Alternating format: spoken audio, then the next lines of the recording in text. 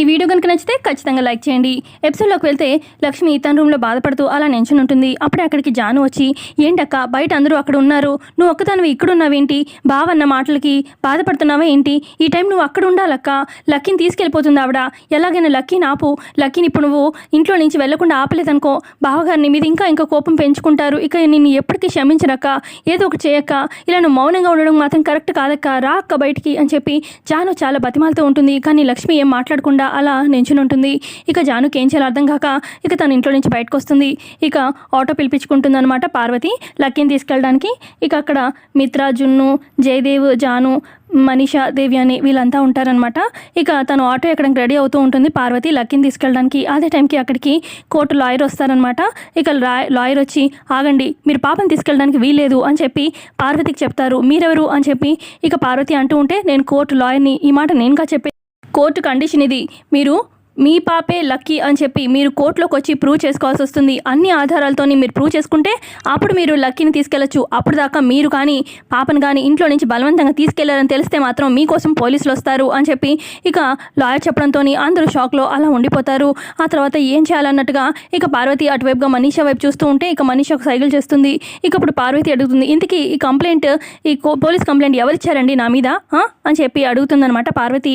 ఇక అప్పుడు లాయర్ చెప్తారు, లక్ష్మి గారు ఇచ్చారు, లక్ష్మి గారు పోలీస్ కంప్లైంట్ ఇచ్చారు, మీ మీద కేసు ఫైల్ అయింది, మీరు ఏం మాట్లాడాలనుకున్నా రేపు కోర్టుకు వచ్చి మాట్లాడుకోండి, ఇక్కడ పాప నాది అది ఇది అని చెప్పి మీరు బలవంతం చేసి పాపను కనుక తీసుకెళ్తే మాత్రం మీకోసం పోలీసులు అయితే రావడం ఖాయం, ఇక మీరు పోలీస్ స్టేషన్లో కూర్చోవాల్సి వస్తుంది, నేను చెప్పాల్సింది చెప్పాను, ఇదిగోండి ఇవి కోర్టు పేపర్స్, జాగ్రత్త మరి అని చెప్పి అక్కడి నుంచి ఇక లాయర్ వెళ్ళిపోతారు. ఆ తర్వాత ఇక మనీషా అందుకొని అంటుంది, ఏంటిది మిత్ర, మీడియాతో పరువు పోయింది సరిపోదన్నట్టు ఇప్పుడు ఈ కోర్టు ఇవంతా ఏంటి, అసలు లక్ష్మి ఏం చేయాలనుకుంటుంది, మనకు ఒక్క మాట కూడా చెప్పలేదు అని చెప్పి ఇక మనీషా అంటూ ఉంటుంది. ఇక ఇటుపక్క పార్వతి కూడా అంటుంది, ఏంటండి గుట్టుగా ఏదో నా బతుకు నేను బతుకుతున్నాను, నా పాపను తీసుకెళ్ళడం కూడా తప్పేనా, అసలు ఏంటి, ఇందాకేమో నా గురించి ఎంక్వైరీ చేశారు, ఇప్పుడేమో పోలీసులు కోర్టు ఇవన్నీ అంటున్నారు, నా పాపను నేను తీసుకెళ్ళడానికి కూడా ఇదంతా ఏంటండి, ఇదేనా మీ సంస్కారం అని చెప్పి పార్వతి అడుగుతూ ఉంటుంది మిత్రని.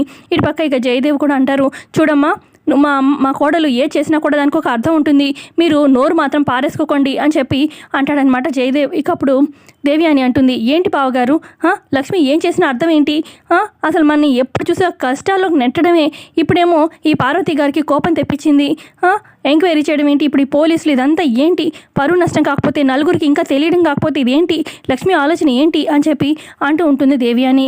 ఇక మనీషా అంటుంది, ఏంటిది మిత్ర, అసలు లక్ష్మి చేసిన పని ఏంటి, నువ్వు సైలెంట్గా ఉండబట్టే లక్ష్మి ఇలా రెచ్చిపోతుంది, ఇక కోర్టు దాకా వెళ్ళిందంటే ఇక మన పరువు ఏమీ ఉండదు అని చెప్పి అంటూ ఉంటుంది మనీషా. ఇక మిత్ర కోపంతో లక్ష్మి ఎక్కడా అని చెప్పి అడుగుతూ ఉంటాడు. మరో పక్క సరియుని చూపిస్తాడనమాట.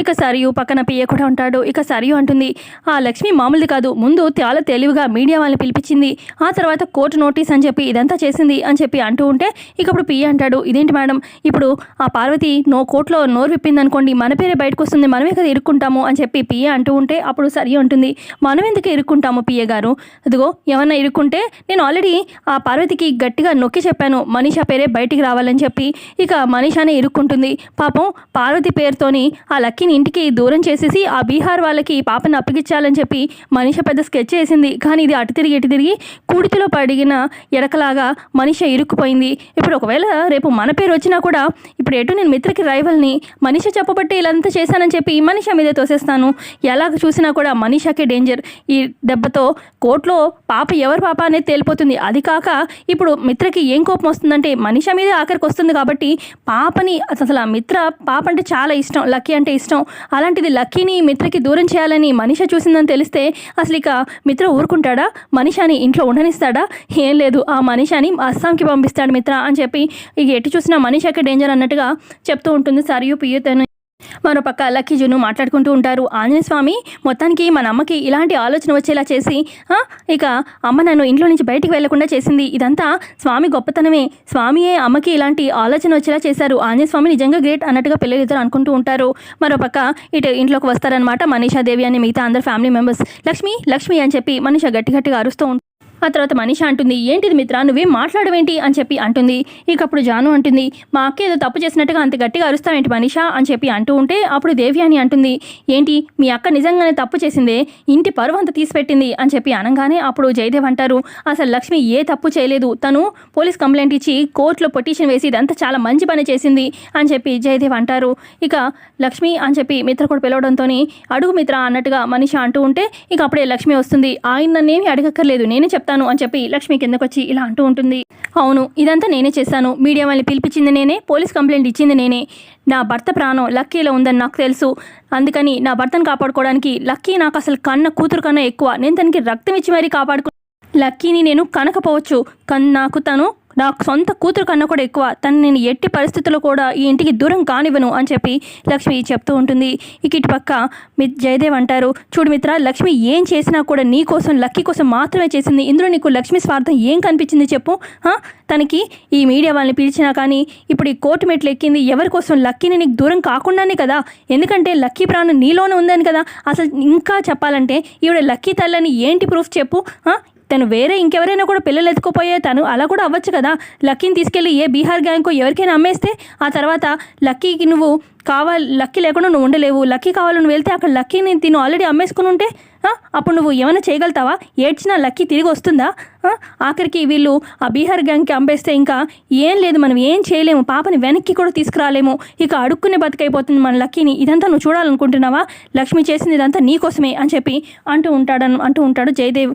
ఇక అమ్మ నాన్న అని చెప్పి ఇక లక్కీ వచ్చి హత్తుకుంటుంది మిత్రని.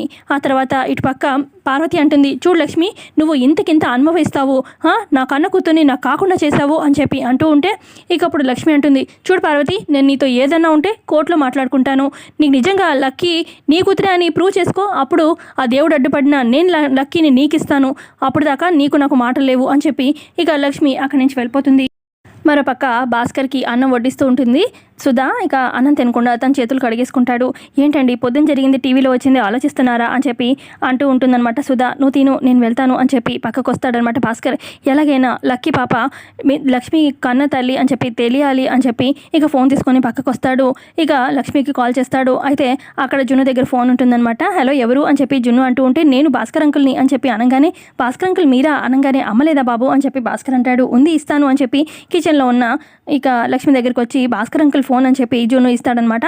ఇక లక్ష్మి మాట్లాడుతుంది, ఏంటనే భాస్కర్ అన్నయ్య ఆ రోజు మిమ్మల్ని కలవడానికి వచ్చాను, మీరు కలవకుండా వెళ్ళిపోయారేంటి అని చెప్పి లక్ష్మి అంటూ ఉంటే అమ్మ ఆ రోజు అనుకోని పరిస్థితుల వల్ల అక్కడి నుంచి వెళ్ళిపోవాల్సి వచ్చింది అని చెప్పి అనగానే ఈరోజు పొద్దున్న నుంచి టీవీలో వస్తున్న న్యూస్ చూశానమ్మా అని చెప్పి భాస్కర్ అంటూ ఉంటే అవునన్నయ్య ఆవిడెవరో వచ్చి లక్కీ కన్నతల్లి అని చెప్తుంది, అసలు నాకెందుకో తను కన్నతల్లి అని అనిపించట్లేదు అన్నయ్య అని చెప్పి లక్ష్మి అంటూ ఉంటే అది నువ్వు అనుకున్నది మాత్రం నిజమేనమ్మా, తను లక్కీ కన్నతల్లి మాత్రం కాదు అని చెప్పి అంటాడనమాట భాస్కర్. నాకు లక్కీ కన్నతల్లి ఎవరు తెలుసమ్మా అని చెప్పి భాస్కర్ అంటాడు. అవునా అన్నయ్య ఎవరు ఎవరు అని చెప్పి లక్ష్మి అంటూ ఉంటే ఈ లోపల సుధా గబగబా వచ్చి ఇక భాస్కర్ చెవు దగ్గర ఉన్న ఫోన్ తీసుకొచ్చి కింద ఇసురు కొట్టి ఇక ఫోన్లో నుంచి సిమ్ కూడా తీసేసి విరిపేస్తుంది. ఏంటి ఏం చేస్తున్నావు సుధా, నువ్వు పిచ్చి పట్టిందా నీకు అని చెప్పి భాస్కర్ అంటూ ఉంటే ఏంటండి ఆ మనీషా గురించి మీకు తెలీదా ఏంటి, అసలు ఆ మనీషా ఒక మృగం మళ్ళీ వెంటాడి మరి చంపేస్తుంది, అసలు లక్కీ పాప లక్ష్మి కూతురు అని తనకి తెలియకుండా ఉంటేనే బెస్ట్, ఎందుకంటే ఒకవేళ తెలిసిందనుకో ఇక లక్ష్మి ఖచ్చితంగా మిత్ర దగ్గరే ఉంటుంది, వాళ్ళిద్దరిని ఎవరు విడదీయలేరు, ఇక మనీషా ఇంకా కంకణం కట్టుకొని మన ఇద్దరిని చంపేస్తుందండి, ఆ నిజం తెలిస్తే నేను చెప్పేది అర్థం చేసుకోండి, మీకు నా మాట కన్నా కూడా ఆ కుటుంబం ఎక్కువైందా అండి అని చెప్పి సుధా అంటూ ఉంటే ఆ కుటుంబం వల్లే మనం ఇంకా బతుకుతున్నామే, మనకి డబ్బులు వచ్చేది ఆ కుటుంబం నుంచే అని చెప్పి భాస్కర్ అంటూ ఉంటే అయి ఉండొచ్చు కానీ మీ దాని మీద ఒట్టు వేశారు అది గుర్తుపెట్టుకోండి అని చెప్పి అంటూ ఉంటుంది ఇక సుధా. ఇక ఎంత ఎపిసోడ్లో చూపించింది. ఎపిసోడ్ వస్తే లైక్ చేయండి, కొత్తగా వస్తే సబ్స్క్రైబ్ చేసుకోండి. Thanks for